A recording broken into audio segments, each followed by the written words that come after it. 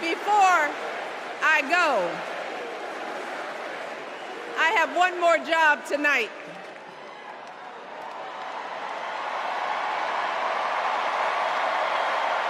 Yeah, one more job. You all, thank you for all the love, but it is now my honor to introduce somebody who knows a whole lot about hope. Someone who has spent his life strengthening our democracy, and let me tell you, as someone who lives with him, he wakes up every day, and thinks about what's best for this country. Please welcome America's 44th president and the love of my life, Barack Obama.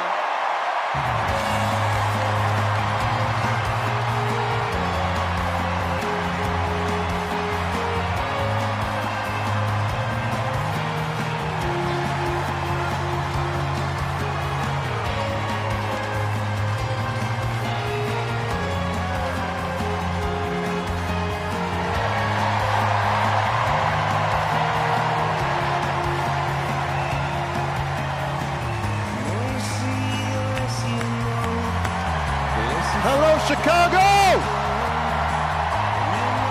Oh.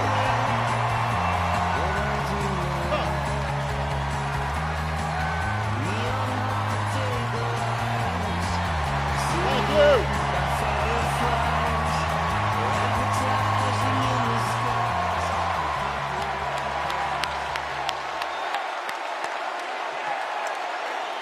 Thank you, thank you. Thank you, everybody. Thank you.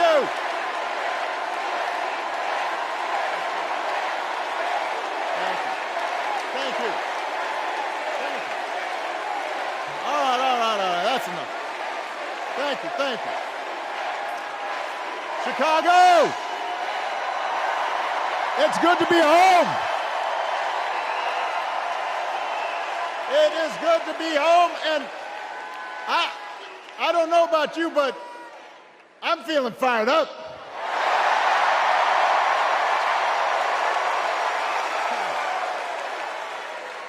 I am feeling ready to go.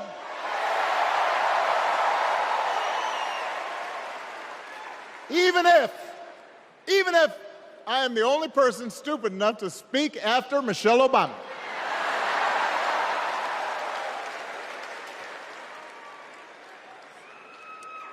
I am feeling hopeful because this convention has always been pretty good to kids with funny names who believe in a country where anything is possible.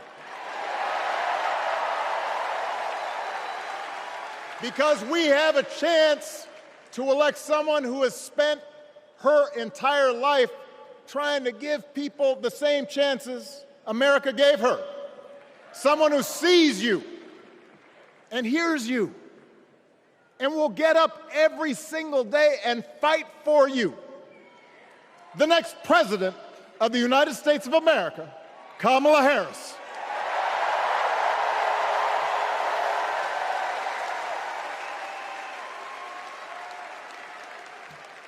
It's been 16 years since I had the honor of accepting this party's nomination for president. And I know that's hard to believe because I have not aged a bit. But it's true. And looking back, I can say without question that my first big decision as your nominee turned out to be one of my best. And that was asking Joe Biden to serve by my side as vice president.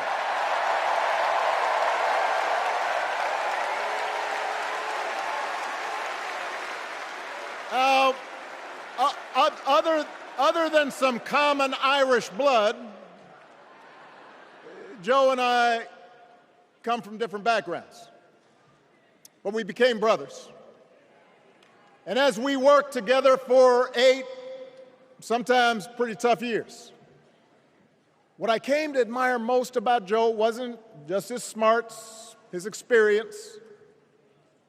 It was his empathy and his decency and his hard-earned resilience, his unshakable belief that everyone in this country deserves a fair shot.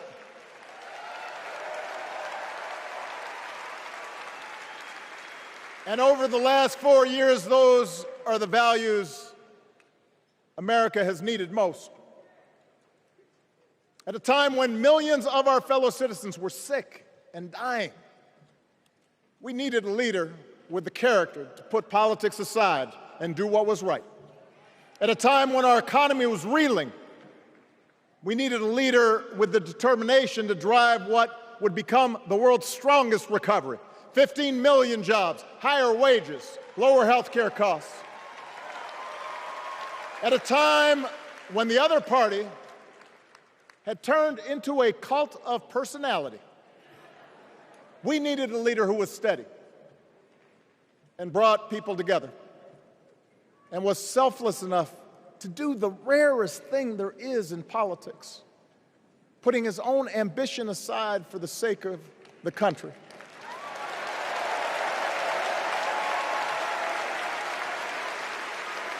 History will remember Joe Biden as an outstanding president who defended democracy at a moment of great danger. And I am proud to call him my president, but I am even prouder to call him my friend.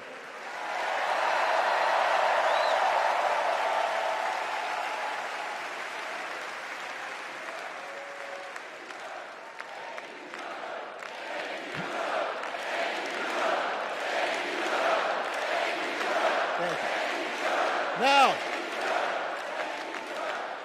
the torch has been passed. Now it is up to all of us to fight for the America we believe in. And make no mistake, it will be a fight. For all the incredible energy we've been able to generate over the last few weeks, for all the rallies and the memes, this will still be a tight race in a closely divided country. A country where too many Americans are still struggling, where a lot of Americans don't believe government can help. And as we gather here tonight, the people who will decide this election are asking a very simple question. Who will fight for me? Who's thinking about my future, about my children's future, about our future together? One thing is for certain, Donald Trump is not losing sleep over that question.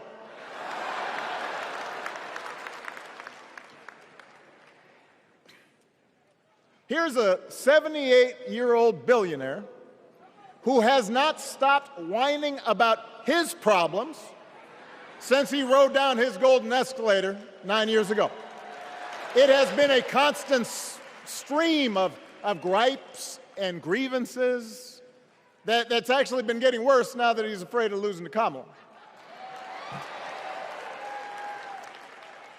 There's the childish nicknames, the crazy conspiracy theories, this weird obsession with crowd sizes.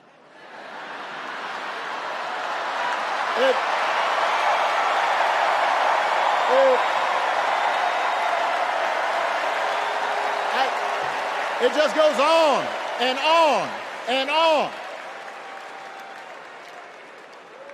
The other day I heard someone compare Trump to the neighbor who keeps running his leaf blower outside your window every minute of every day.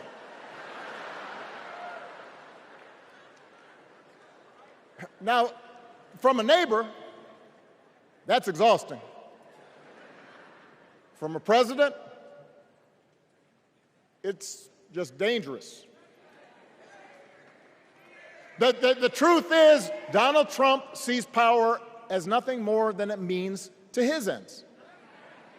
He wants the middle class to pay the price for another huge tax cut that would mostly help him and his rich friends. He killed a bipartisan immigration deal written in part by one of the most conservative Republicans in Congress that would have helped secure our southern border, because he thought trying to actually solve the problem would hurt his campaign. He doesn't. Do not boo. Vote.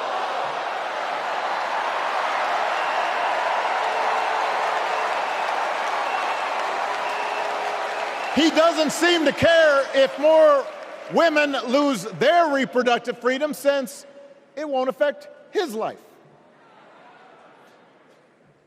And most of all, Donald Trump wants us to think that this country is hopelessly divided between us and them, between the real Americans, who of course support him, and the outsiders who don't. And he wants you to think that you'll be richer and safer if you will just give him the power to put those other people back in their place. It is one of the oldest tricks in politics, from a guy whose act has, let's face it, gotten pretty stale. We do not need 4 more years of bluster and bumbling and chaos. We have seen that movie before, and we all know that the sequel is usually worse.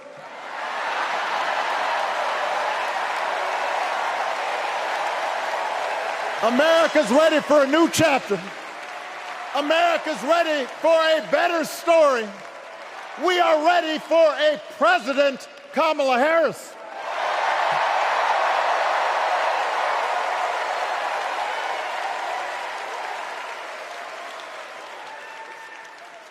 And Kamala Harris is ready for the job.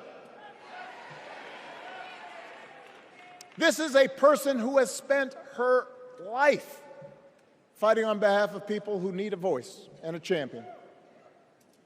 As you heard from Michelle, Kamala was not born into privilege. She had to work for what she's got.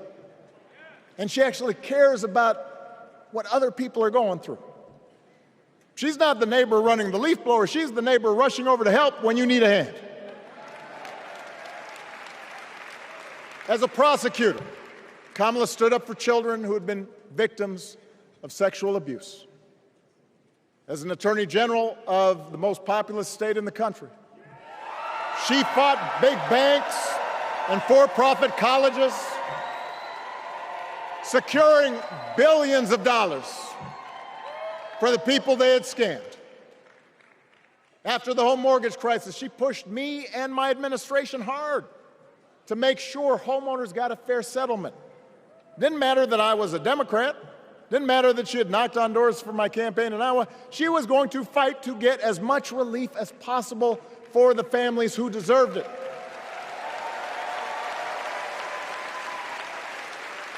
As vice president, she helped take on the drug companies to cap the cost of insulin, lower the cost of health care, give families with kids a tax cut. And she is running for president with real plans to lower costs even more and protect Medicare and Medicaid, and sign a law to guarantee every woman's right to make her own health care decisions.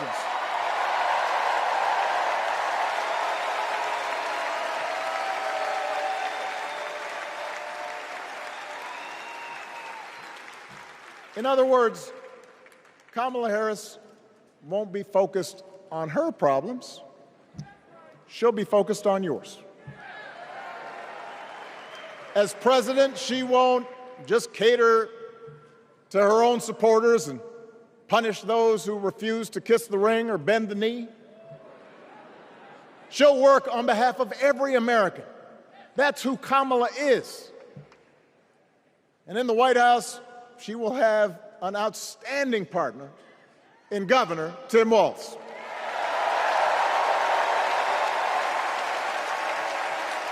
Let me tell you something. Let me tell you something. I love this guy. Tim is the kind of person who should be in politics.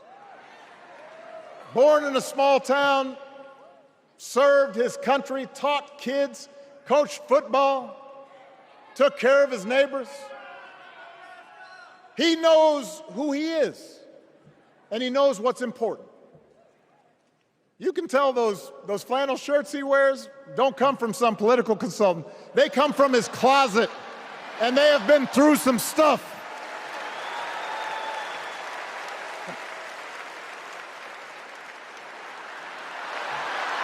They have been through some stuff. That's right.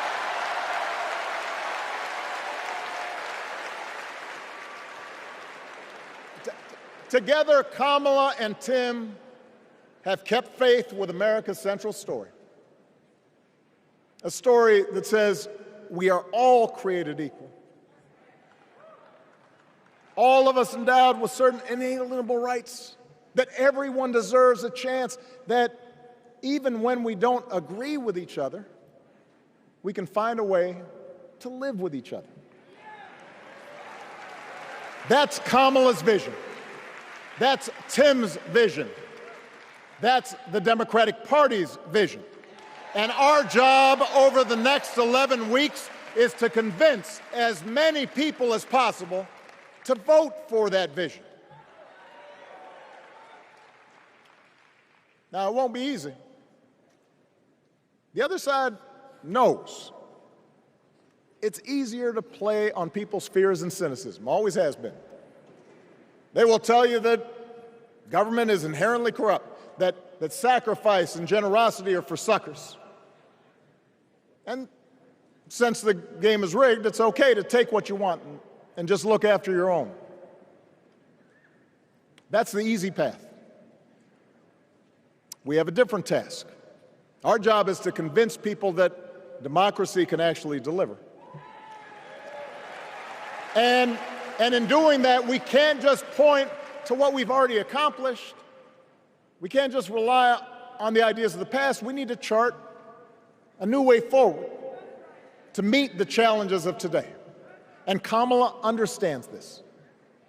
She knows, for example, that if we want to make it easier for more young people to buy a home, we need to build more units and clear away some of the outdated laws and regulations that made it harder to build homes for working people in this country. That is a priority, and she's put out a bold new plan to do just that.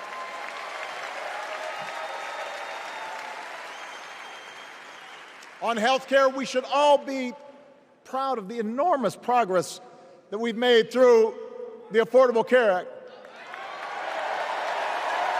providing millions of people access to affordable coverage, protecting millions more from unscrupulous insurance practices. I noticed, by the way, that since it's become popular, they don't call it Obamacare no more.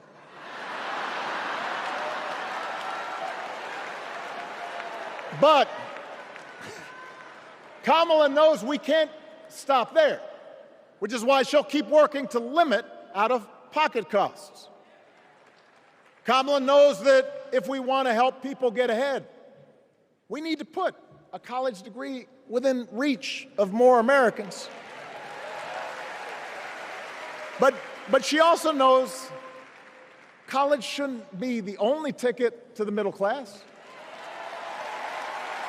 We need to follow the lead of governors like Tim Walz, who said, if you've got the skills and the drive, you shouldn't need a degree to work for state government.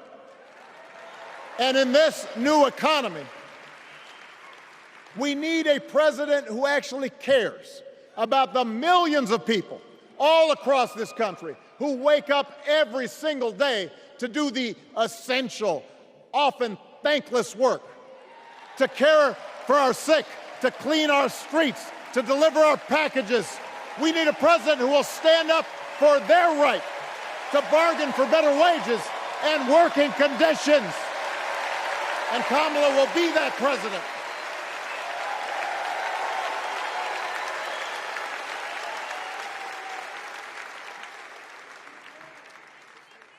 Yes, she can.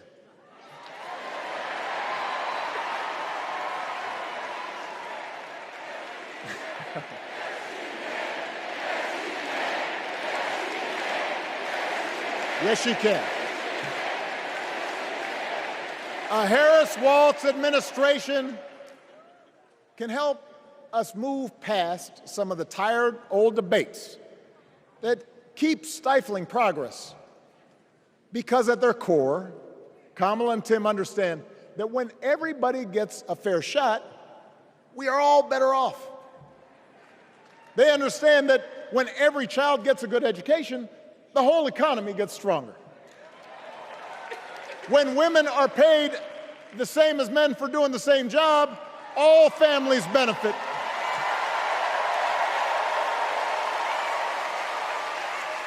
They understand that we can secure our borders without tearing kids away from their parents, just like we can keep our streets safe while also building trust between law enforcement and the communities they serve and eliminating bias. That will make it better for everybody.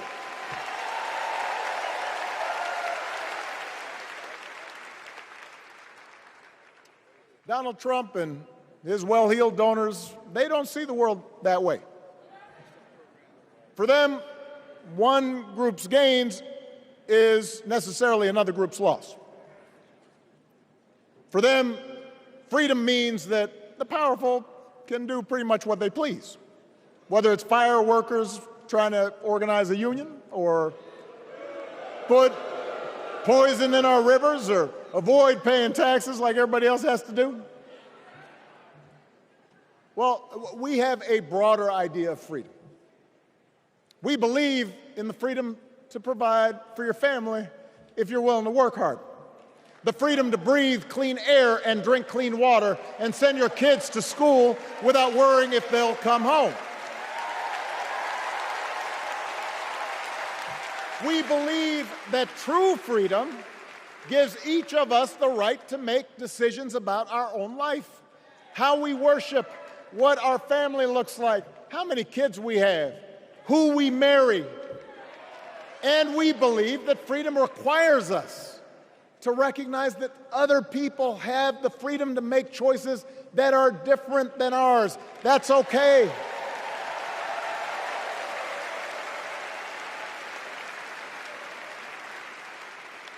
That's the America Kamala Harris and Tim Walz believe in. An America where we, the people, includes everyone. Because that's the only way this American experiment works. And despite what our politics might suggest, I think most Americans understand that. Democracy isn't just a bunch of abstract principles and dusty laws in some book somewhere. It's the values we live by. It's the way we treat each other, including those who don't look like us, or pray like us, or see the world exactly like we do.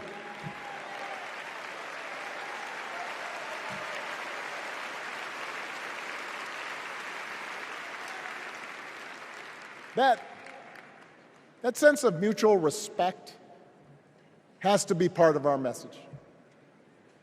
Our politics have become so polarized these days that all of us across the political spectrum seem so quick to assume the worst in others, unless they agree with us on every single issue.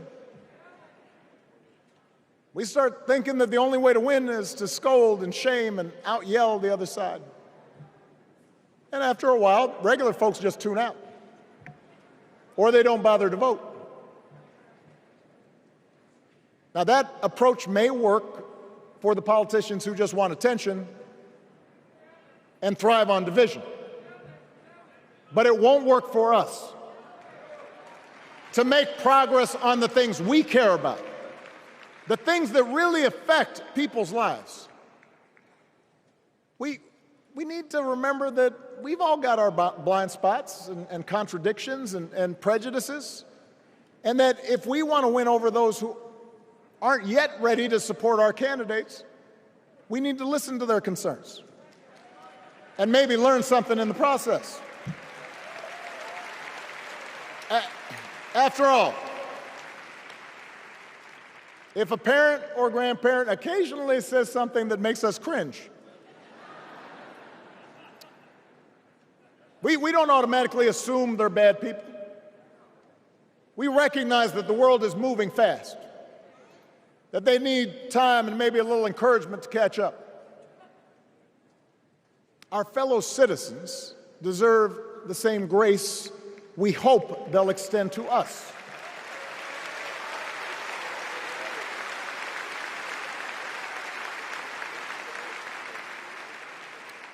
That's how we can build a true democratic majority, one that can get things done. And by the way, that does not just matter to the people in this country. The rest of the world is watching to see if we can actually pull this off.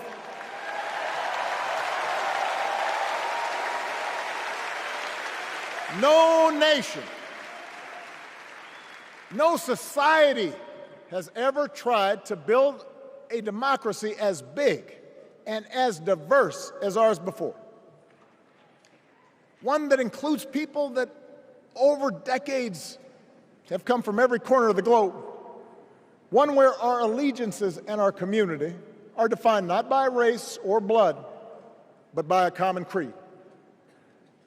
And that's why when we uphold our values, the world's a little brighter. When we don't, the world's a little dimmer, and dictators and autocrats feel emboldened. And over time, we become less safe.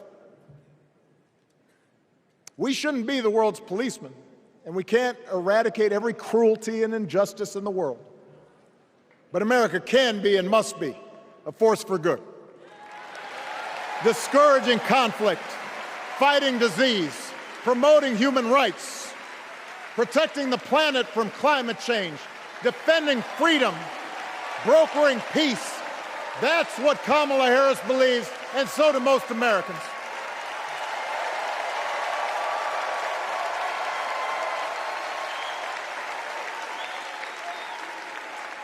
Now,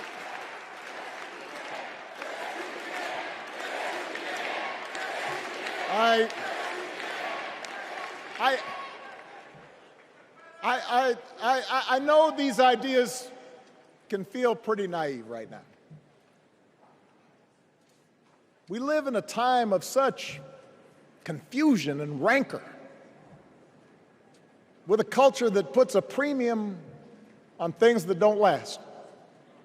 Money, fame, status, likes. We chase the approval of strangers on our phones. We build all manner of walls and fences around ourselves, and then we wonder why we feel so alone. We don't trust each other as much because we don't take the time to know each other. And in that space between us, politicians and algorithms teach us to caricature each other and troll each other and fear each other. But here's the good news, Chicago. All across America, in big cities and small towns, away from all the noise, the ties that bind us together are still there. We still coach Little League and look out for our elderly neighbors. We still feed the hungry in churches and mosques and synagogues and temples. We share the same pride when our Olympic athletes compete for the gold. Because the vast majority of us do not want to live in a country that's bitter and divided. We want something better. We want to be better. And the joy and the excitement that we're seeing around this campaign tells us we're not alone. You know, I've spent a lot of time thinking about these past few months because, as Michelle mentioned, this summer we lost her mom, Ms. Marion Robinson. And I don't know that anybody has ever loved their mother-in-law any more than I love mine.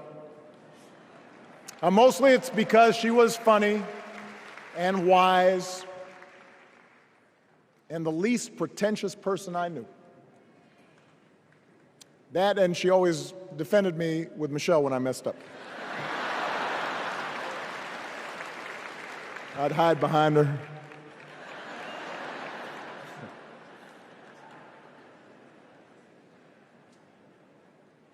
But I also think one of the reasons Mary and I became so close was she reminded me of my grandmother, the woman who helped raise me as a child.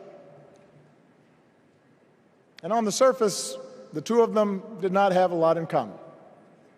One was a black woman from right here, south side of Chicago, right down the way. Went to Englewood High School. The other was a little old white lady born in a tiny town called Peru, Kansas. Now, I know there aren't that many people from Peru. And yet they shared a basic outlook on life. They were strong, smart, resourceful women, full of common sense, who, regardless of the barriers they encountered, and women growing up in the 40s and 50s and 60s, they encountered barriers. They still went about their business without fuss or complaint and provided an unshakable foundation of love for their children and their grandchildren. In that sense, they both represented an entire generation of working people who, through war and depression, discrimination and limited opportunity, helped build this country. A lot of them toiled every day at jobs that were often too small for them and didn't pay a lot. They willingly went without just to keep a roof over their families' heads, just to give their children something better. But they knew what was true. They knew what mattered. Things like honesty and integrity, kindness and hard work. They weren't impressed with braggarts or bullies. They didn't think putting other people down lifted you up or made you strong. They didn't spend a lot of time obsessing about what they didn't have. Instead, they appreciated what they did.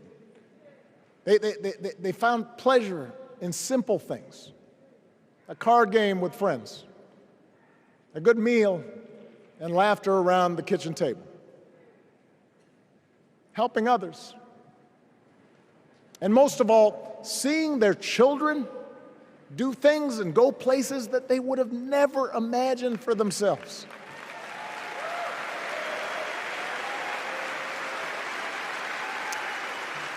Whether you are a Democrat or a Republican or somewhere in between, we have all had people like that in our lives.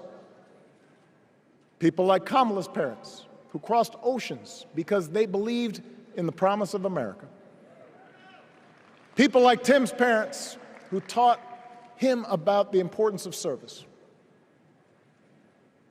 Good, hard-working people who weren't famous or powerful, but who managed in countless ways to leave this country just a little bit better than they found it. As much as any policy or program, I believe that's what we yearn for. A return to an America where we work together and look out for each other. A restoration of what Lincoln called, on the eve of Civil War, our bonds of affection. An America that taps what he called the better angels of our nature. That is what this election is about. And I believe that's why if we each do our part over the next 77 days, if we knock on doors, if we make phone calls, if we talk to our friends, if we listen to our neighbors, if we work like we've never worked before, if we hold firm to our convictions, we will elect Kamala Harris as the next President of the United States, and Tim Walz as the next Vice President of the United States. We will elect leaders up and down the ballot who will fight for the hopeful, forward-looking America we all believe in, and together we too will build a country that is more secure and more just, more equal, and more free. So let's get to work. God bless you, and God bless the United States of America.